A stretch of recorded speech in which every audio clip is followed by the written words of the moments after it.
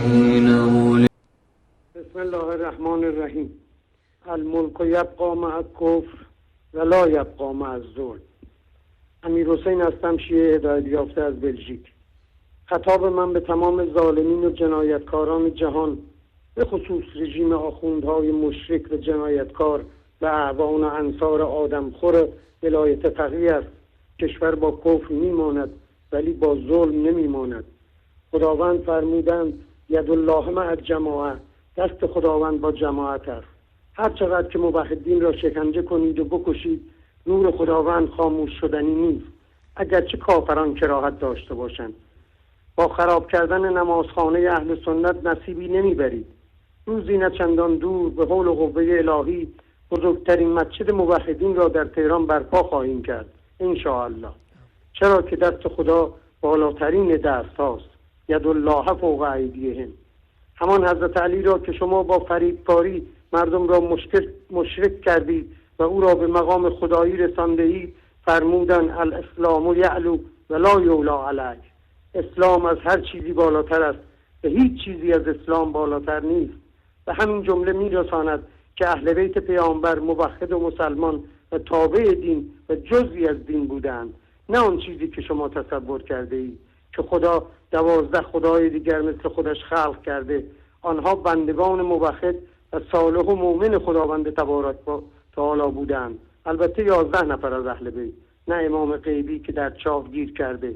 خداوند در قرآن کریمش فرموده است و من الرجال صدقوا ما عاهدوا الله علیه و منهم من قضی نحبه و منهم من ینتظر و ما بدلوا تبدیلا.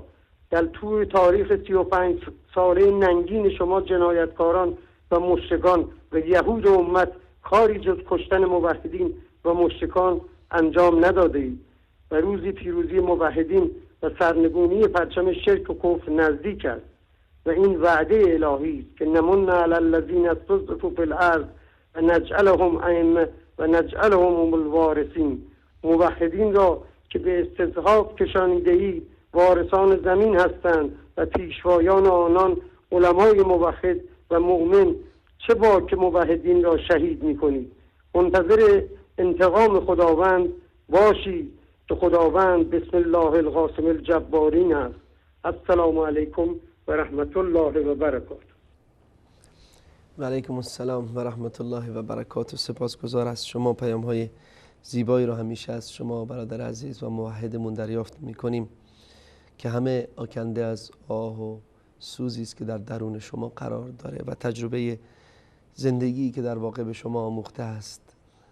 و همیشه فراموش نکنیم بینندگان عزیز که تجربه بسیار مهم است. بسیاری از انسان‌هایی که الله متعال به اونها سن و سالی عطا فرموده است و تجربیاتی رو در زندگی دارند، باید از تجربیات اونها استفاده بکنیم.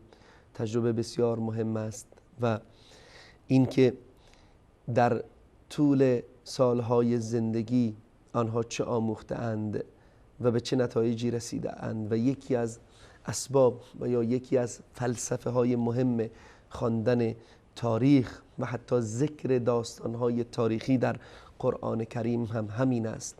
احوال امتهای گذشته، زندگی ملتهای پیشین رو هنگامی که الله متعال زندگی پیام‌آوران عظیم الهی، درگیری هایی که بین موحدین و مشرکین، درگیری هایی که بین پیام‌آوران عظیم الهی با جباران و طاغوتیان میشد، همه و همه برای این است که ما پند بپذیریم، برای این است که ما این تجربه را ببینیم، بدانیم و برای حال و آینده خود درست تصمیم بگیریم، بیاموزیم از این تجربیات این بزرگان و بدانیم که در حال و آینده خود چگونه برنامه بریزیم تا اینکه ما اشتباهات اون امت‌هایی که هلاک شدند، اون امت‌هایی که نابود شدند، اون امت‌هایی که راه گمراهی رو در پیش گرفتند، آن فرعونیان، آن نمرودیان، آن طاغوتیان، اون اشتباهات رو تکرار نکنیم.